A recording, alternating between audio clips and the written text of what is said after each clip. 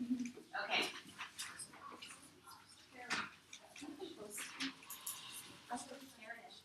Look.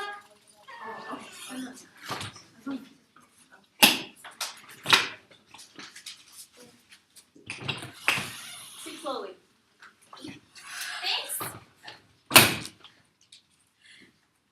Hey, everyone, you guys are? Yeah, go ahead. Alright.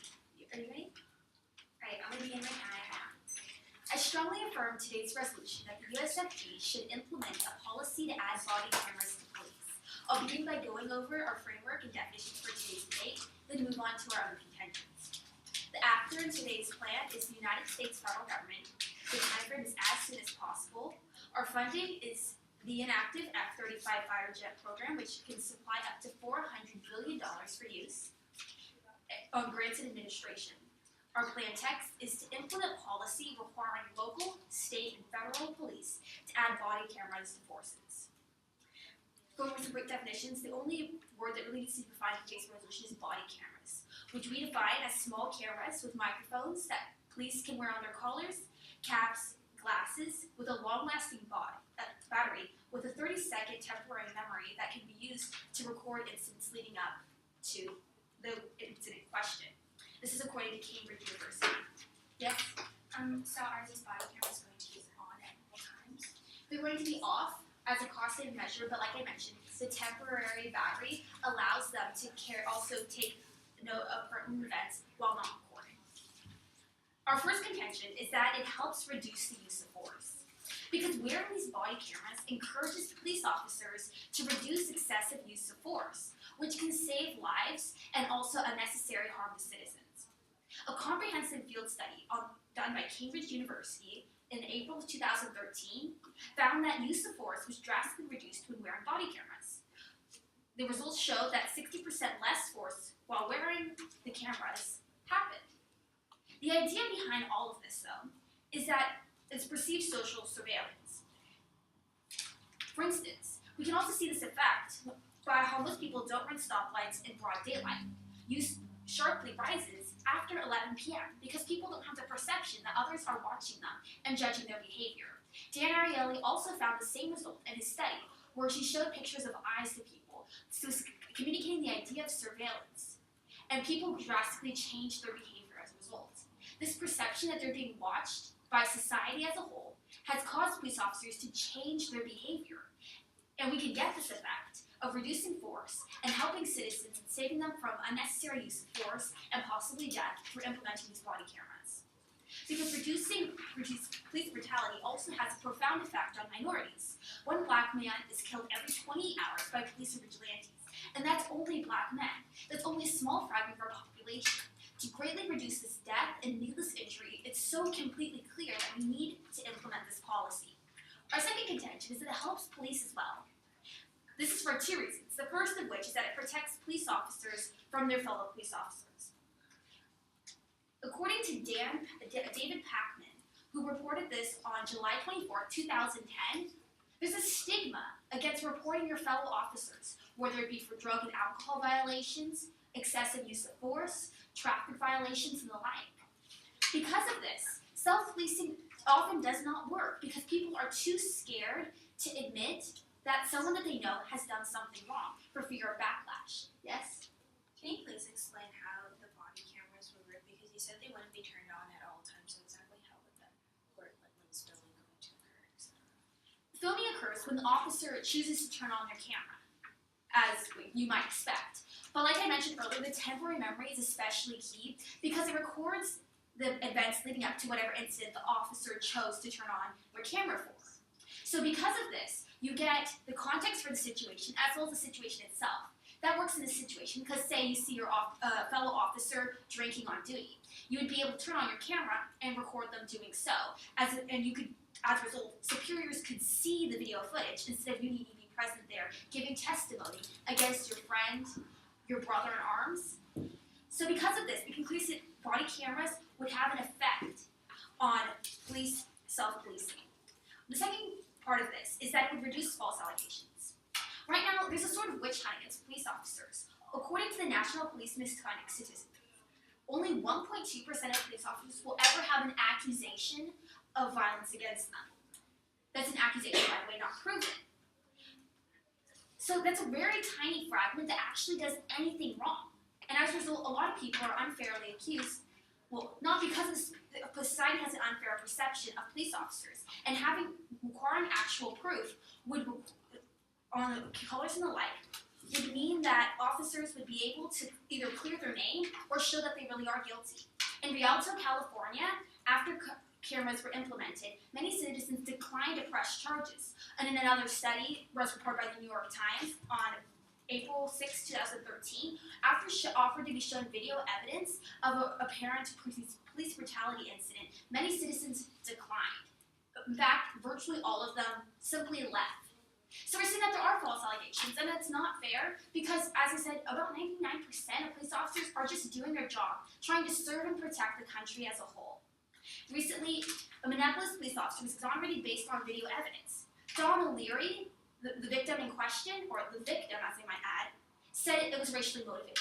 She said she had a problem with black people. That's ridiculous. We need to protect the people who devote their lives to protecting us. And for this reason, it's completely clear that we need an act decision on today's resolution that the United States federal government should implement a policy based on, to add body camera systems.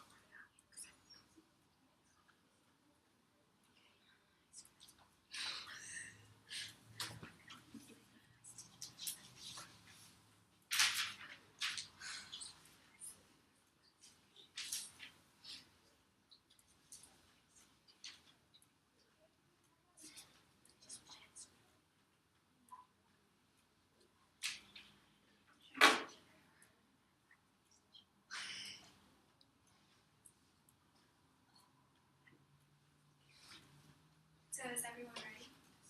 So as a brief off-time roadmap, I first go over my opponent's case and then give a few brief refutations, move on to my own disadvantages to their case, and also move on to our counterplan if I have time and advantages to our counterplan. Okay? So time begins now. So first of all, addressing my opponent's framework about their body cameras, we agree with their definitions, etc. However, they forgot to provide a criteria, which is how we're going to weigh this debate on. So we as litigation would like to provide the criterion as utilitarianism, net benefits, whichever side brings the most benefits to society essentially wins today's debate. Moving on to their plan is that first of all, they talked about how these body cameras are going to be placed around the police officer's body, and then they said that there's going to be this 30-second temporary memory. However, these cameras aren't going to be on at all times, which essentially means that the policeman can choose when or when not to turn on these cameras, which essentially means that obviously if a police brutality case is going on in which he is attacking an innocent man, the police can obviously, I'll take your question later after time, this particular time. You're welcome. And also, the policeman can choose when to turn on this camera. He's not obligated to turn it on whatsoever. So really, it's not going to provide this clear evidence because obviously the camera might not even be turned on in the first place, in which case it would be a waste of money. I'll take your question later. Thanks. Moreover, is that there's lots of legal issues on exactly how this body camera is going to work because their plan is really ambiguous. They just talked about where this body camera is going to be, and police can randomly turn it on, which obviously they're not going to do if they're attacking an innocent person. But moreover, is that there's many legal issues about this. Is it okay for law enforcement to record in public in the first place? Moreover, according to current privacy laws, the police is actually going to have to inform the people that he is recording that they are in fact being recorded, which is really impossible in these kinds of high-intensity situations. And also, is it appropriate for officers to record the people's names on the camera and all of this? There's a lot of these questions about the infringement of privacy when using body cameras that my opponents have not answered. They haven't really talked about the restrictions on how these body cameras are going to work. Yes? Are you aware that in every single instance of force in this comprehensive study we talked about, when there was force and they were wearing a camera, the police officers recorded it? The numbers of force when these police officers had cameras was extremely less, but every single time there was actually force, they did in fact record it. What do you have to say to this? Okay, but you still haven't addressed any of these legal issues. Moreover, we don't exactly know where this report is coming from, and you can't really use this university. That's okay. I'll take your question later. I have time. Moreover, is that this is done in a very small scope. We don't know the details of the study, and you can't guarantee that every single policeman is going to use this. Of course, most policemen don't have these police brutality cases, but there's always going to be mavericks within the population. Moving on to their first contention is that they said that there's going to be less use of violence in a situation, and because of the perception that they're going to be watched, and moreover is that it's going to provide clear evidence in the case of a trial, and it's going to increase police accountability. However, theoretically, yes, this is going to happen because of the evidence. However, if we look at the real life studies, we have presented two cases. First, the case of Rodney King in 1991, and then we have the case of Eric Garner. In fact, in both of these cases, the police's actions were recorded. For the case of Eric Garner, the general public was able to record the actions. However, the jury still decided not to indict the police officers. Just because you have this video of police attacking these victims, there really is no evidence that these police are actually going to get indicted. Moreover, it showed that through video evidence, that it didn't stop these policemen from attacking them and police brutality. Anyways, I'll take your question later. I have time. Thank you. Moreover, is that they talked about how it benefits minorities, but again, in their own study, they stated that minorities tended to be targeted more. However, really, again, like this isn't going to change the fact that there's going to be police brutality. Okay, so it's protected time. Moving on to their second contention is that they talked about how there's this witch hunting going on for policemen, and also that it'll give more proof. Again, according to a 1980s psychological social psychology study done by Sugar and Schofield in a University of Arizona study, is that in these ambiguous cases, it's all about perception. And in this study, what they did is that they told white children and black children to seemingly attack each other. However, it's different with the perception. When it was a black child seemingly attacking the white child, most of the general public believed that this was a case of abuse, that it was fighting. However, when the white child was attacking the black child, what happened is that they believed that it was just a case of rough play. So really, we're still going to see all of these different perceptions come in. And okay, so because I'm out of time, my partner is going to address our disadvantages and our counterpoint. So in conclusion, I strongly urge a ballot. Thanks.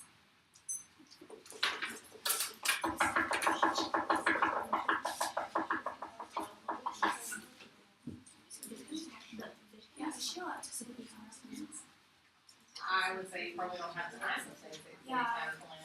You know what, we'll just read it. If you do accounting in your next speech, then you're gonna crush it. I'm not gonna say it. You're 3 minutes from Crush you on the whole Standards of education and fairness, you know. Like I said, Oh my god, you know what, that's not even That's annoying. We're just talking.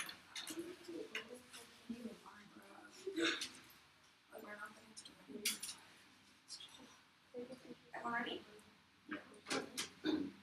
I strongly affirm today's resolution. Resolve, the United States federal government should implement a policy to add body cameras to police. First, I'll go over some brief framework issues, and then I'll move into our two contentions. And as the negation team has not, as of now, brought up any contentions, I will unfortunately not be able to address any of those. Now, they first decided to set the criterion of net benefits because my partner had not set one, seeming not to realize that in parliamentary debate, a criterion is already implied with this policy resolution. However, since we have this criterion anyways, it really doesn't matter, but we can use either net benefits or, as usually implied, utilitarianism, which is rather the greatest amount of good for the greatest amount of people. This criterion is slightly better because it allows us to look at the effects to individual people and more of the ramifications that we are having instead of overall being able to see just one benefit, say for one person, instead of some more benefit for every single person. They also brought up a lot of legal issues that they seemed to think we had with these body cameras. They kept talking about how whether it was okay for them to record in public, whether or not the police would actually turn them on. As I brought up in my POI, the police do turn them on. Though the instances of force when they are wearing these cameras were down by 60%, in these few instances where there was force, every single time the officers recorded it on their own cameras. While they were using excessive use of force that they shouldn't have been, they were still recording. Because we have actual evidence that shows that the police are going to keep recording, even if it is themselves to blame. It's clear that this argument really doesn't stand.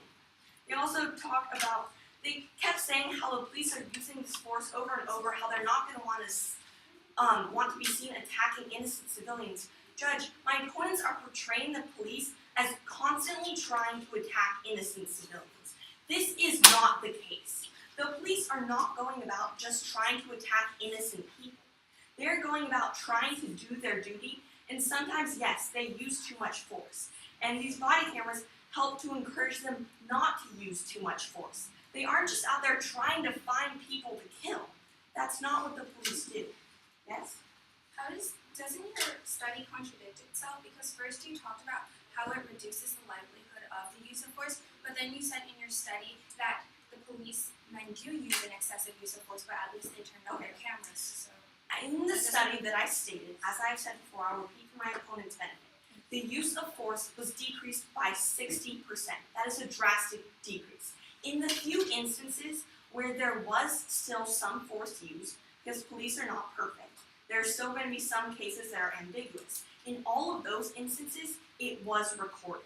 So either they're avoiding this use of force by a huge measure, and when it does still occur, they are recording it, so there's actual evidence. I'm sorry, I really don't have time. And they also brought up how you don't really know all the legal details, whether it's okay in public, etc., etc. However, many security experts have said that they do agree that it is okay to do this in public areas, because video cameras can already be in these areas, and as they brought up, people are already using their cell phones to do it anyways. And it's not like we're just giving out these videos to random people. These videos, when recorded by the police, are going to be kept within the police force, used when necessary, and then deleted. That's what the current practice is. And thus, clearly, it will be able to have these big effects. I'm sorry, I still don't have time. Now, they also tried to question our sources, said Cambridge University wasn't really legitimate. However, Cambridge University helped to conduct the study in conjunction with this police department that did it, and thus we're able to have all of these results and report on them accurately. Now, our first point was that it helps the people and reduces violence. They merely brought up how it's already on cell phone cameras, but that doesn't change the fact that with police having their own cameras, they see themselves as being watched. That is the entire idea behind this reduction in violence. They just said that it's already being recorded and it didn't change anything. We're talking about preventing this violence. We can't do anything about what the juries do, but we can provide this evidence and we can help reduce the number of excessive uses of force before they happen. Because the police don't know if there's some random bystander with a cell phone, but they do know if their camera is there or other police's cameras are there so they can see what is done. And thus, clearly, it will be helping these minorities. They said minorities are targeting our study too. We never said that. That is in general that minorities are being targeted, and with this reduction in force, it will help these minorities especially. And our second point was about how it helps the police. See this, they merely brought up perceptions about how it's less abuse if black people are being attacked. That does nothing to address our point, but merely supports the idea that minorities are being targeted. They have failed to refute anything about police being able to self-police better, as well as to protect themselves against false allegations. Because they have dropped these arguments, they still stand in today's round, and they should not be able to refute them in later speeches. For all these reasons, but especially because these body cameras have been proven to be effective and will save lives, especially minority lives, as well as help the police do their job better, I strongly urge an affirmative ballot. Thank you.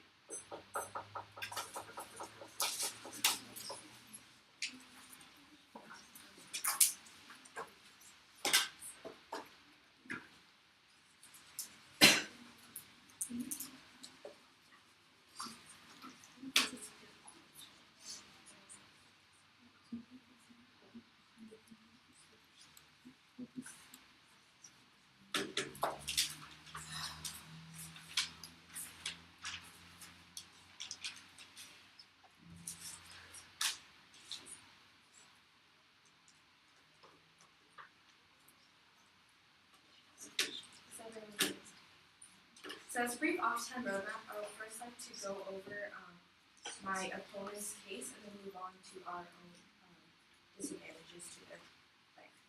So time begins now. So when we look at their first point, which is about just to address the framework briefly, they talked about how utilitarianism is implied in the resolution today. However, the U.S. federal government should implement a policy to add body cameras to police that nowhere indicates any utilitarianism, so it's actually really not implied. You have to, in parliamentary debate, explicitly stated, and we gave a very fair criterion of net benefits, which is actually better than utilitarianism in this case because we have to consider the effects of body cameras on both the public and the law enforcement as an organization and police individually. Okay, so moving on to their first contention about how it helps people. They talked about how there was a 60% reduction in force. However, this is just one study. There's no guarantee because it obviously in some areas these body cameras might have a short effect. But what we need to look at is a bigger picture on how on a scale are these cameras actually going to work in other places. In addition, there's no control group to control this 60% reduction rate too. You really can't take this statistic and attribute it just to body cameras. There are many other factors involved. In addition, body cameras will only stop a small amount of these brutality cases. Okay, so moving on is that there are still a plethora of cases where police brutality is exerted, yet the police do not have the cameras on, or for example, they state that they forget to turn their cameras on or the cameras were not working. Now, I'd like to present the example of in June 2013, two LA Beach police officers approached a 37-year-old Christine Chipua in a parking lot. They turned off their camera and arrested her, though she filed a complaint that they used excessive force. However, the department was not able to do a thorough investigation because there was no footage. Despite the fact that these police officers had cameras on them when they did arrest her and used excessive, brutality, there was no thorough investigation that was done because they turned off their cameras before the incident. Now, moving on is that union officials have expressed a lot of concern about the distraction and safety issues of these body cameras. The fact that victims of domestic violence are much likely not to call police if they know that they're going to be filmed. So actually this has a counter effect because less people are going to actually call the police in these instances of domestic violence if they know that they're going to be filmed and they do not know where this film is actually going to go. If it's just going to go to the police officers, it's going to be shown to the public in America. And so this is going to lead to the impact of this is less people are actually going to call police in these instances of domestic violence and other types of brutality because they are fearful of their videotape being exposed to many different people. Moreover, is that News Tribune repeats that most domestic violence cases and most other brutality cases aren't actually reported in the first place. So this is just going to decrease the number of cases reported and actually undermine law enforcement as an organization. Okay, moving on is that when we look to SWAT teams who already carry body cameras on themselves, that hasn't reduced any force in these SWAT teams, which is also a significant part of law enforcement in America today. In the case of New Haven, there have been 50 innocent deaths despite the use of body cameras on these SWAT teams. Moreover, is that there already existed cameras in police cars, and despite these cameras in police cars, there's still many different cases of police brutality. I'll take your question at the end of that. Okay, so moving on to, they talk to their second point about how it helps the police and how it protects police officers from other officers, and they can report, reduce false allegations. However, because there's absolutely no regulations as to what is being recorded and what is being shown to which people, they have not specified any of these critical steps that will be taken. They talked about how police will use cameras against other police. However, this actually has a counter effect because this is going to decrease the trust within law enforcement between the police officers themselves. If they know that they're always going to be recorded and this tape is going to be used always against them, they're not able to think about their job correctly. You're not actually being able to consider the larger goal of helping Americans creating a safer nation. Instead, they're just going to be trying to avoid these allegations and using these cameras in a negative way. And there's no, they have provided no statistics to show that this is actually going to help the police system. Moving on is that they talked about how in her last speech, I quoted that she said body cameras encourage the police to reduce force. However, there are laws in America that encourage police to reduce force, encourage police not to even use force. However, this has not worked. Clearly, this encouragement kind of concept has not worked in the past. Therefore, there will actually be no net benefits on their side. This is actually just a waste of money, which could be going into other programs and benefiting our nation and saving more lives. Moving on, it's going to take away from police enforcement, who already have faced many different budget cuts over the years. And in addition, it's going to cause less people to report various incidents of violence and brutality, leading to a less safer nation and more distrust within the law enforcement organization itself. So for all these reasons, I strongly encourage Yeah, those were like my points. You said we couldn't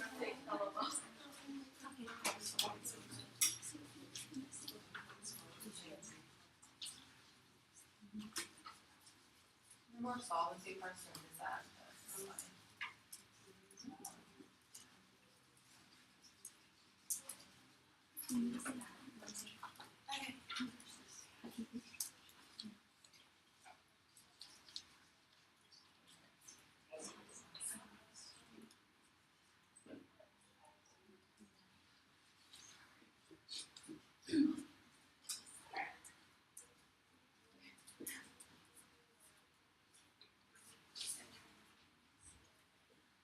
We negate today's resolution, the USFG should implement a policy to add body cameras to police.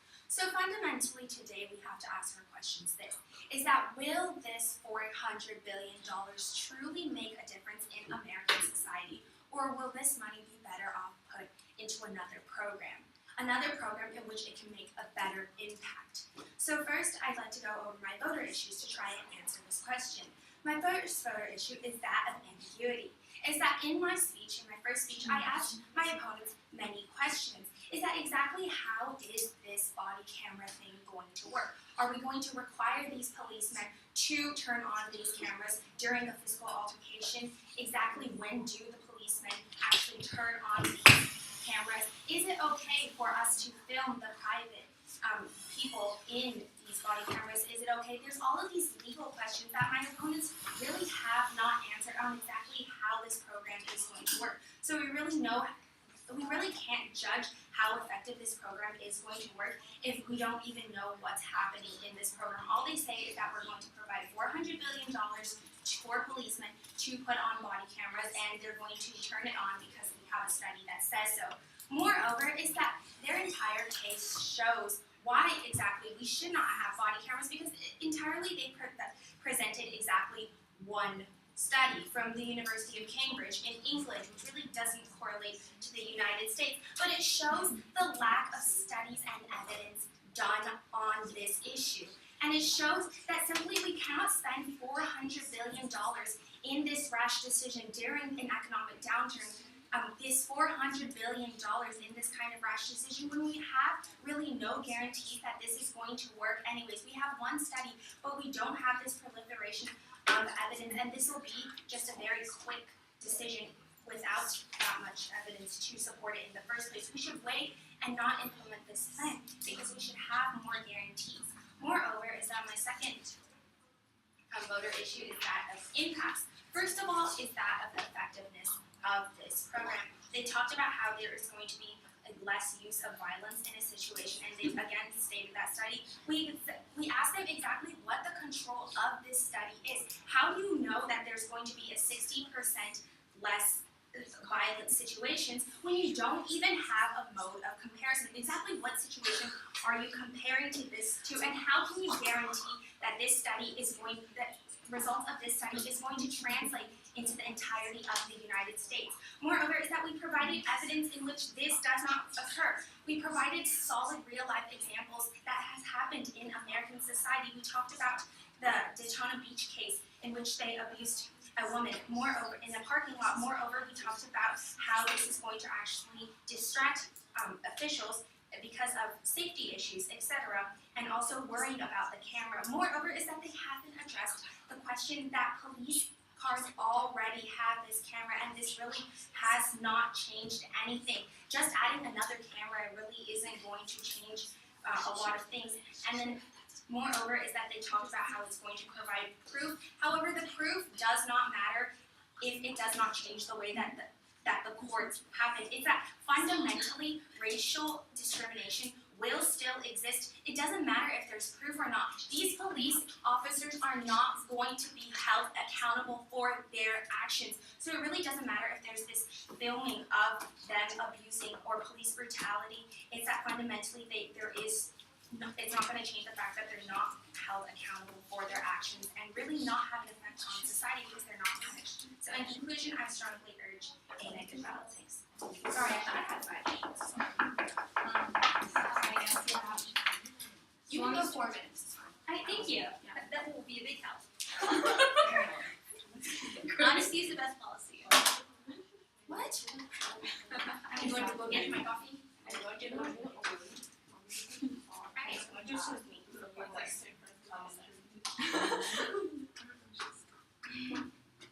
Okay. No, I don't.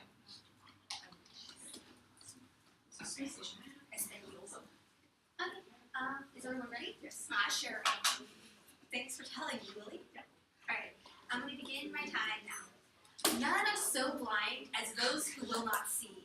And this clearly sums up my opponents in this round. As we'll address throughout this speech, we have repeatedly provided evidence that showing that our side is correct, while they have pointed out time again, well, we have these questions that we answered and they ignored our answers, as I'll prove again and again. And with that in mind, I strongly encourage an affirmative vote on today's resolution.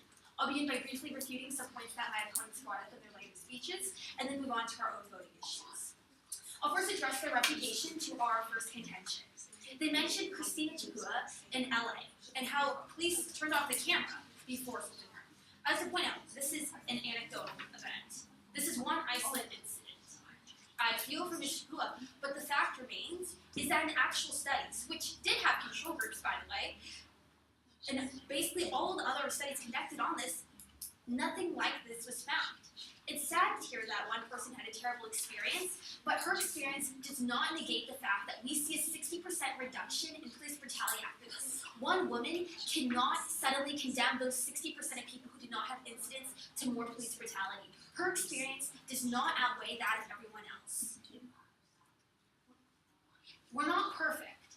Police are not perfect. They will never be perfect. We need to accept that. But 60% reduction in violence is much, much better. If we had no cameras at all, that would not have saved Ms. Chipua either. And we need to accept that in today's round and move on. I'll respond again to their point on domestic violence and how they'll be less likely reported. However, I'm hoping that domestic violence victims are not attacking the police. Police have the ability to turn on their cameras for this very reason. This point completely contradicts their objection that police aren't that this won't work because they don't turn on their cameras, that we need to have the cameras on at all times. No, the ability to let them turn off their cameras lets them not record sensitive scenes like this, that domestic violence victims are able to feel secure again. These cameras are giving domestic violence victims, their happiness back. Because otherwise they're going to be reported at all times. And we want them to report these incidents. And our opponents are not allowing for that to happen. I'd also like to point out that they dropped all their questions on their legal framework.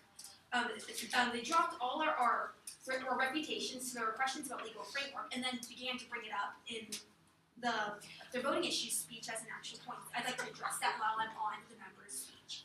I'd also like to point out that they dropped our point on self-policing earlier, so they shouldn't really be responding anyways, but I'll respond anyways. They said that trust is going down, but we need to weigh trust against self-policing. We're weighing trust against accountability, and it is so completely clear that accountability should win. We're looking at somebody's hurt feelings versus actual lives that can be saved. And Judge, we're going to look at today's criteria and say that lives matter more than somebody's feelings. I'd like to address all of the points that she brought up in her voters. First of all, that she brought up a bunch of questions that we apparently didn't answer, that my partner clearly didn't answer if you look at your flow. She also brought up dash cams, which we did not have a chance to address, seeing as she brought that up in her voter's speech. So I'm sorry that we could not answer that, predicted and anticipated the answer prior to then. She also brought up a point on racial discrimination.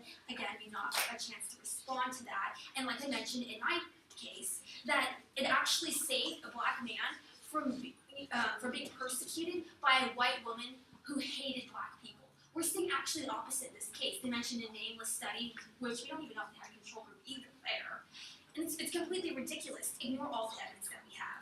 When it comes to connecting to the criterion, which is our first road issue, we have proven, whether it be net benefits or utilitarianism, that we have provided the most good. We provided more benefits than the net used to be able to prove none. We have also managed to prove that we provide the greatest amount of good for the greatest amount of people because we help police officers and we help the general public. We win because our studies defeat their isolated incidents. As I mentioned, when we weigh isolated incidents against the general public, isolated incidents cannot win. We need to look at the population as a whole and say, well, look, 60% reduction in violence versus a couple cases. My opponents were never able to mention a study at all, which means the entire nation only managed to bring up 3 separate people and how they were victimized by the police. Unfortunate for them, not indicative of the police as a whole. And my second issue is evidence. Then we kept on mentioning that we have one study. Well, we actually have a lot more evidence, as I mentioned from my first speech, the Wall Street Journal, the New York Times, and also furthermore statistics. Again, as addressed earlier, we did have a control group within that study. And the app can guarantee that, is it on? Okay. And the app can guarantee that our, we're not talking about it. How? I can't the time. I'm like, what was the time of this? 4:43. Or when I was. I got to. It was Hey, fun. real quick before I have to go, a couple of things. One is that, I know this is a short speech, so you guys have to, you spent a lot of time on explaining things. Like, you spent a lot of time explaining their own points before you respond to them, so I think you can time it better by just going with their taglines and then quickly going through your responses to them. Because re-explaining their point is just wasting your time, and then you want to get to the meat of, they said this, here's our very long response to this. Because you kind of did some disads in there, some solvency press in there, but it's not as organized as if you like, here's your point, here's our response to it, let's get to our disads. Because you want as much as possible to get your offense in, because really what ends up happening is this ends up being a mostly defensive case. And what have we learned about defensive cases? They're bad. They don't win as many rounds. Like, not that you're like, there are a lot of things that you could have said. Like if you would have gone into more detail in your disad about like, because the dash cam point so good doesn't come up until I'll ask you.